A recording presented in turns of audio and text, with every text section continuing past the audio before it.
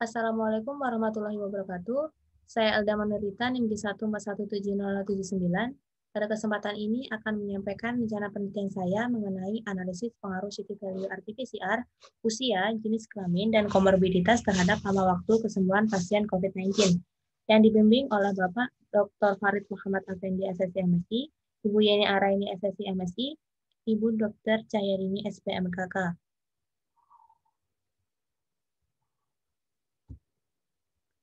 Pokok bahasan yang akan saya sampaikan meliputi pendahuluan, tinjauan pustaka, metodologi, dan daftar pustaka.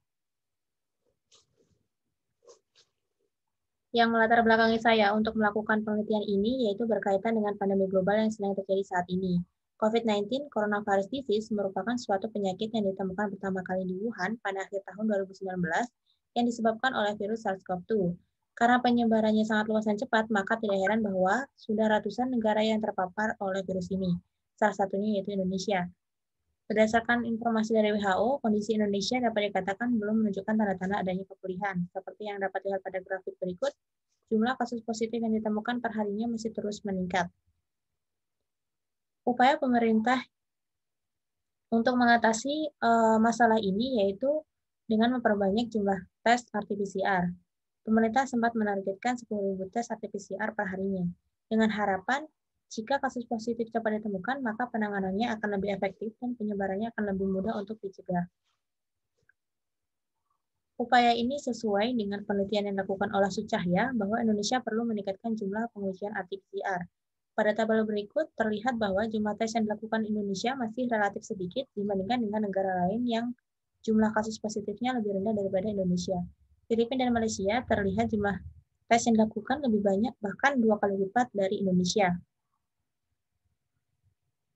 Menurut Sucahya, pada penelitiannya dilakukan pada bulan April lalu, salah satu hambatan yang terjadi di Indonesia dalam melakukan tes RT-PCR yaitu keterbatasan reagen. Seperti yang dilaporkan oleh Kompas pada bulan November lalu dan Jawa Tengah pada bulan September, menunjukkan bahwa keterbatasan reagen masih belum teratasi.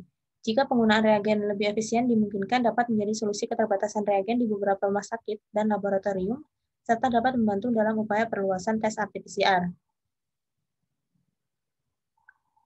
Dalam RT-PCR yang digunakan untuk mendiagnosis apakah seseorang positif atau negatif COVID-19 adalah city value. City value yang kurang dari city cut-off akan dinyatakan positif dan yang lebih dari cut-off akan dinyatakan negatif. Pada penelitian ASE menyatakan bahwa city value akan semakin besar seiring dengan kesembuhan pasien. Selain itu, penelitian yang dilakukan oleh Audina dan Fatiqur Rahman menyatakan kesembuhan pasien juga dipengaruhi oleh usia dan jenis kelamin. Tidak hanya itu, Chen et al. Juga menyatakan tingkat keparahan pasien juga berkaitan dengan komorbid atau penyakit penyerta pasien itu sendiri.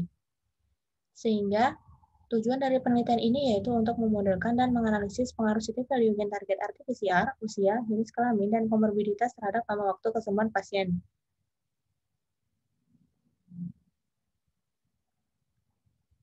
Tinjauan pustaka.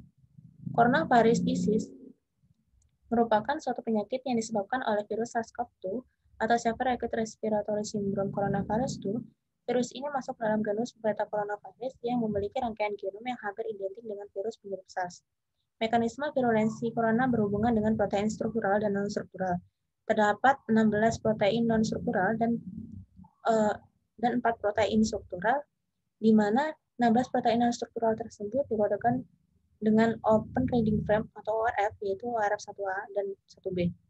Sedangkan 4 protein struktural yang tidak berperan dalam proses replikasi, yaitu protein S spike, protein E envelope, protein M membran, dan protein N nukleokapsid.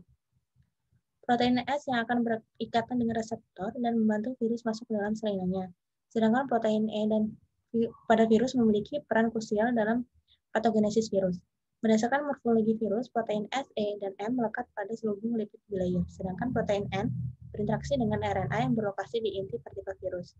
Hal inilah yang menyebabkan adanya perbedaan diagnosis di setiap reagen yang digunakan. RT-PCR atau Reverse Transcriptase Polymerase Chain Reaction merupakan metode yang dianjurkan untuk menguji molekuler. Pada pengujian COVID-19, tujuannya yaitu mendeteksi adanya DNA virus dalam tubuh seseorang. Prosesnya secara singkat yaitu dengan mengambil cairan dari hidung atau tenggorokan Yang selanjutnya disebut sebagai spesimen. Karena jumlahnya ini sangat sedikit sekali, maka akan diperbanyak melalui proses amplifikasi. RNA yang ditemukan akan diubah menjadi cDNA, selanjutnya mengikuti tahap denaturation, annealing, dan extension. Jika ditemukan gen virus, maka akan tertangkap suatu sinyal yang disebut sinyal fluorescence. DNA tersebut akan terus diperbanyak berulang kali. Banyaknya pengulangan atau cycle di mana jumlah sinyal yang tertangkap melewati ambang batas inilah yang disebut dengan city value. Jika city value kurang dari cutoff akan dinyatakan positif, jika lebih atau tidak terdeteksi maka akan dinyatakan negatif. City value menunjukkan viral load virus.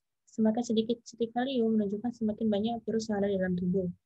Lama waktu kesembuhan pasien merupakan suatu waktu yang diukur sejak pasien dinyatakan positif COVID-19 hingga negatif untuk pertama kalinya. Pada penelitian yang dilakukan oleh ASAI menunjukkan bahwa lama waktu kesembuhan pasien ini menyebar normal, namun ada kemungkinan akan menyebar eksponensial seperti yang disampaikan oleh Sugito dan Mukit, bahwa waktu antar kedatangan mengikuti sebaran eksponensial. Analisis yang digunakan untuk menunjukkan hubungan sebab akibat yaitu regresi. Regresi linear berganda merupakan salah satu yang dapat menunjukkan hubungan antara perubahan respon kontinu dengan beberapa perubahan penjelas dengan perubahan respon yang saling bebas antar amatan. Asumsi yang perlu dipenuhi yaitu normalitas, linearitas, dan multikolonialitas. Model yang digunakan pada regresi linear berganda yaitu sebagai berikut. Namun seringkali pada kasus-kasus yang kita temui tidak seluruhnya memenuhi asumsi regresi, salah satunya normalitas. GLM atau Generalized Linear Model ini dapat digunakan pada kasus dengan kondisi tersebut. GLM merupakan perluasan dari model regresi linear dengan asumsi perubahan penjelas yang memiliki hubungan linear tetapi tidak mengasumsikan perubahan respon yang menyebar normal tetapi mengikuti sebaran keluarga eksponensial. Asumsi yang diperlukan adalah sebagai berikut. Sedangkan model yang digunakan adalah sebagai berikut. Pendugaan parameter model dapat dilakukan dengan metode maksimum likelihood estimation dengan rumus sebagai berikut. Sedangkan ukuran kebaikan modal menggunakan AIC, BIC, RMSE dengan rumus sebagai berikut. Metodologi. Data yang digunakan pada penelitian ini merupakan data hasil tes RT-PCR yang dikumpulkan oleh tim medis Rumah Sakit Umum Persahabatan dari Maret hingga Desember 2020. Ubah-ubah yang digunakan pada penelitian ini yaitu sebagai berikut, namun X1 hingga X6 disesuaikan dengan reagen kit yang digunakan. Berikut adalah ilustrasi mengenai perubahan respon, yaitu lama waktu kesembuhan pasien. Jika individu 1 melakukan tes pada hari kedua dan keempat dengan hasil positif, kemudian hari ke-7 hasilnya negatif, maka perubahan respon Y adalah dari hari kedua hingga hari ke-7. Maka individu 1 adalah 5 hari, individu kedua 6 hari, individu ketiga adalah 2 hari, individu keempat adalah 5 hari.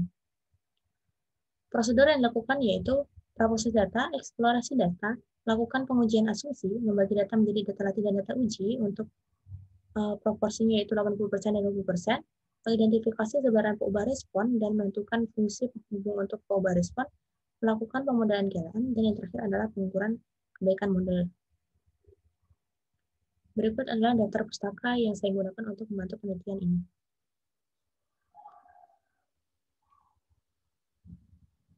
Sekian, terima kasih. Wassalamualaikum warahmatullahi wabarakatuh.